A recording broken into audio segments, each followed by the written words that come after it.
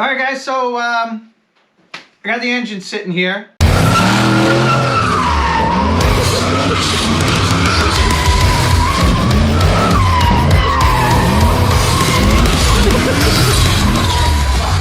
And even though I ordered a lot of the parts to turn this 6 liter into a 6.6 liter, I want to get it apart and make sure the cylinder bores are okay. I did order standard pistons, hoping that this is a standard bore. I did a 4130? I think it's a 4130 forged piston. Because even after the event, I want to be able to drive it on the street. I didn't want a full race piston that's going to make a lot of noise when the cold starts. But it is going to require a bigger piston to bore clearance. So I'm hoping because of that, whatever wear is in this thing now, I can hone out to the final finish. So, yeah, since this thing is going to be turned into a stroker anyway, I've got to get it all apart. All the front accessories are for the truck. Which we're not using. I already got the Camaro Firebird mid-mount set up here. I got a water pump, I got the brackets, because I want to keep AC in this car, which could be challenging once I start building the turbo kit. Either way, we'll figure it out. So yeah, this part of the video, we're just going to try to tear this thing down and see what the overall condition of the engine is. I pulled this engine out myself from a running truck. Came out of, what year was it? A 2007-ish? Yeah, it was like a 2007 Cadillac Escalade. And I think the only thing that was really wrong with it was a vacuum leak on the intake manifold. So it ran a little rough, but it ran. Had oil pressure, all that good stuff. Not that we're using any of the stuff in here besides the cylinder heads and the block. But we'll see what the bores look like. So yeah, let's tear into this thing. I should probably also point out that the only LS engine I've ever taken apart was on my mother's truck. And all I did on that was cylinder head gaskets. Oh, and a camshaft. But I've never rebuilt any of these ever. And I'm going to try to build this thing in the 1,000 horsepower capable range. So it should be interesting. So in the comments, try not to beat me up too bad on how we're doing this wrong. But it's basically just a Chevy. We're just going to take it apart like anything else, right? Yep. Start from the top down. All right, let's get at it and see what we can figure out.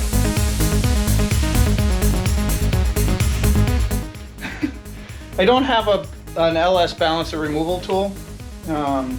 And I'm not reusing that one, so I don't care how I grab it to yank it off, but we might have to get creative just to get that thing off of here.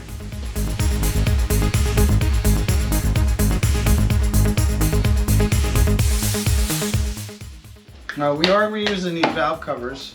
I can't justify spending almost $200 a valve cover. I think what it may or may not do is maybe weld in an AN fitting to the breather. I am also going to reuse the rocker arms. I bought the trunnion upgrade kits because these are a known failure point, as I understand it. So I got that kit to rebuild those. I mean, I've seen inside this engine before. It doesn't look very dirty, right? I mean, it's fairly clean. You know, it's a truck engine. Mm-hmm.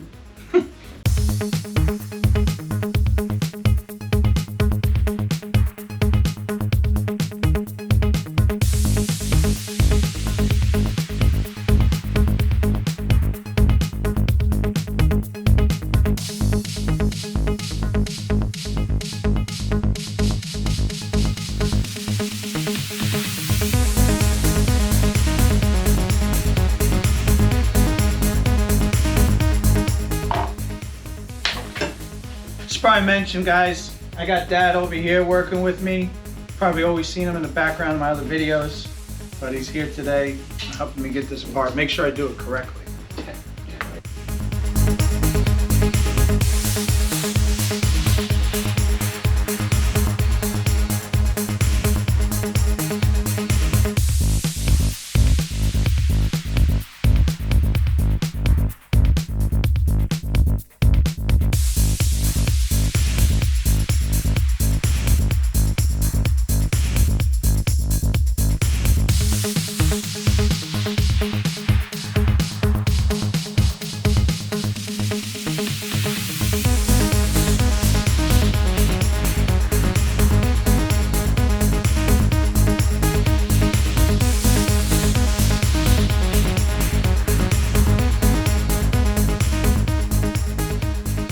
This motor has a 24 tooth reluctor wheel.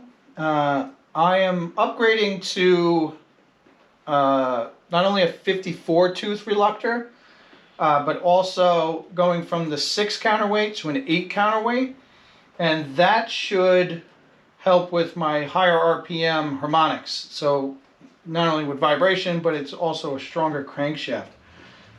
I believe the one I got should be okay clearance wise, but I know some 8 counterweight cranks, you do have to clearance the block where the counterweight's going to swing. Like I said, I think this one's designed so you don't have to do that clearancing, but we'll find out once I get this thing all cleaned up and can see in there a little better. Alright, so I don't know what's going to happen with this crankshaft, but one of the things I like to do when I'm rebuilding an engine is mark the top and bottom cap, and I usually go 1 through 8 from the front back. That way you can match it back to the cylinder or the crank itself. So just out of habit, I'm just going to do it. Who knows what's going to happen with this.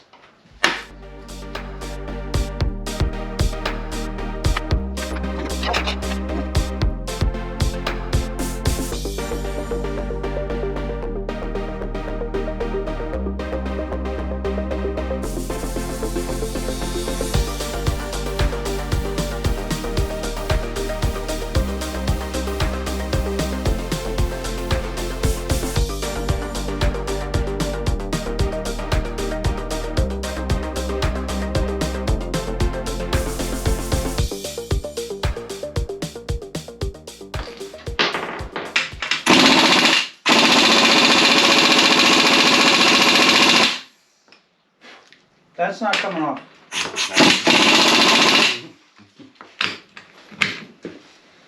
Alright. Let's see here. I heat the bolt, because I'm pretty sure there's Loctite on it.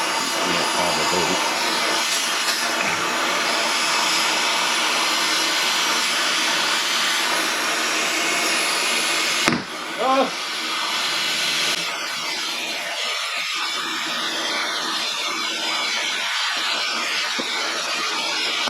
Every time.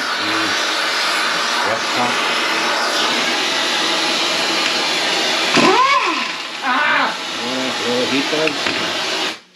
Works every time. Yeah. Now don't touch it. No, right. Careful. Oh, stay. Just need that bolt to pull it now.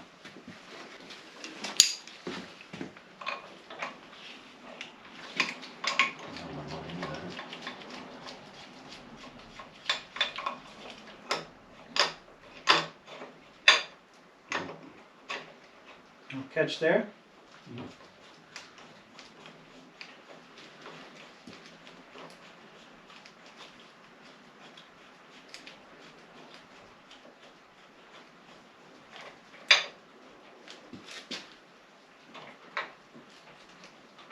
Come lower on one side. There we go.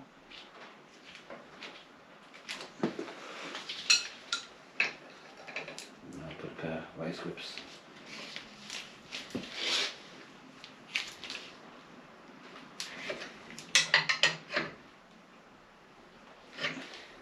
Well. Any movement? No. A little heat. All right.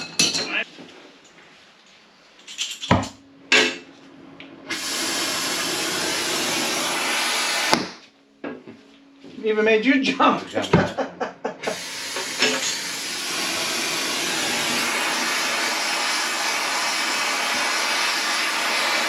Guy always walks away when I'm doing something dangerous.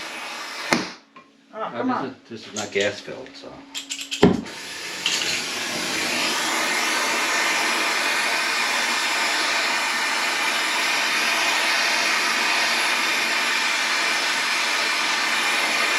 This thing I'm replacing the crank, the front cover, the harmonic balancer. That's why I said it don't matter the heat.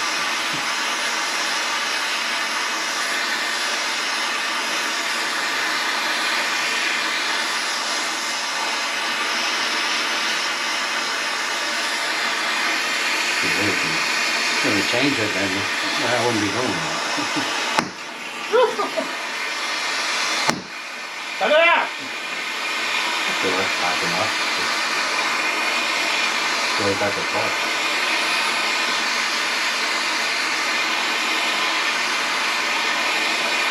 Smoking on the inside, it must be warm. Yeah.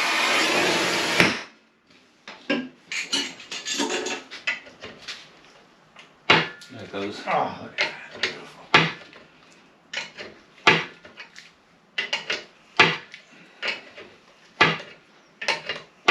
I don't need no special tool, GM.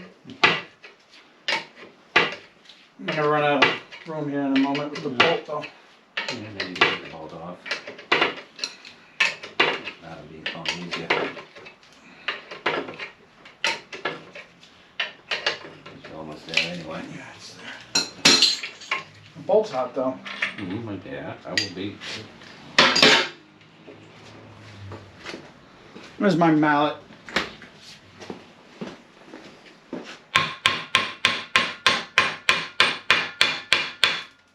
At the bolt. No, the thing broke.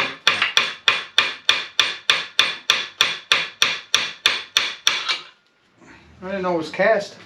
Yeah. Junk. Like the rotors. Oh, there's your problem right there. There's your oil leak. The burnt up oil seal.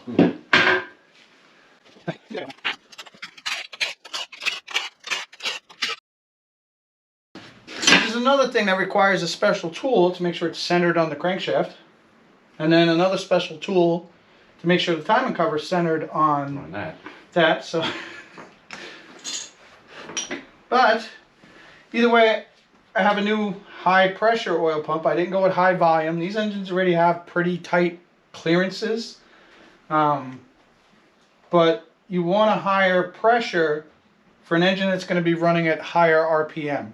You want to be able to maintain that higher pressure. So we're going to get rid of this old stock unit. The front timing cover I also have to replace. Like I mentioned, this motor originally was a 24 tooth reluctor ring, and since I went to the 58 or 54, whatever the heck it is, it uses the front mount cam trigger. I don't remember the company. There is a company out there that you can buy. They sell the adapter to adapt. Maybe it's only to go backwards. If you have a 58 and you want to use the 24, one way or the other, you can do that. But I just bought a timing set that has the 4 signal cam gear and then the cover so I can put my cam sensor in the front. So that should take care of that. We can get this oil pump off now.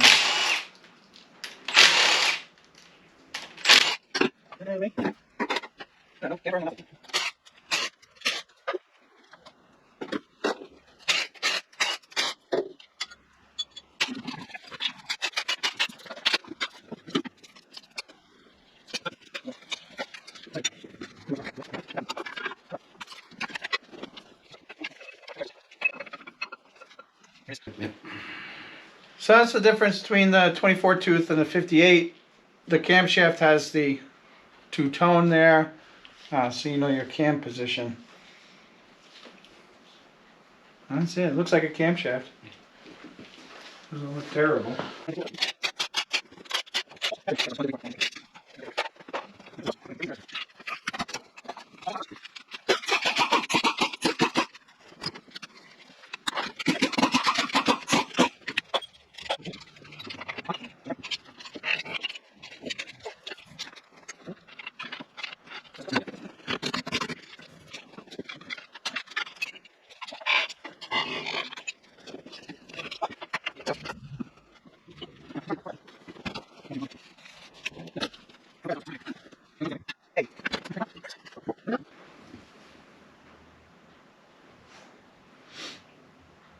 So this is the one where I said may or may not have to be narrowed. Yeah, for the new crank. Yeah, it's basically this.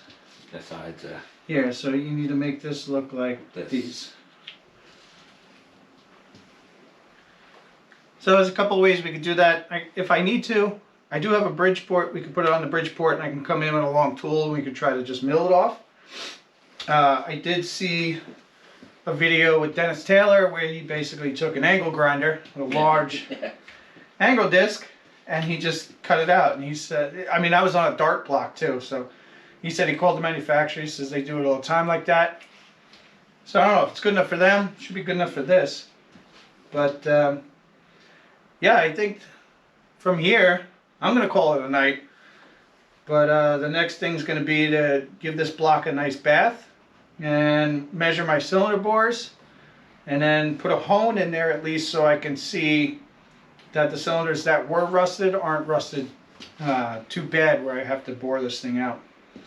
So, alright, to be continued. Flip it around.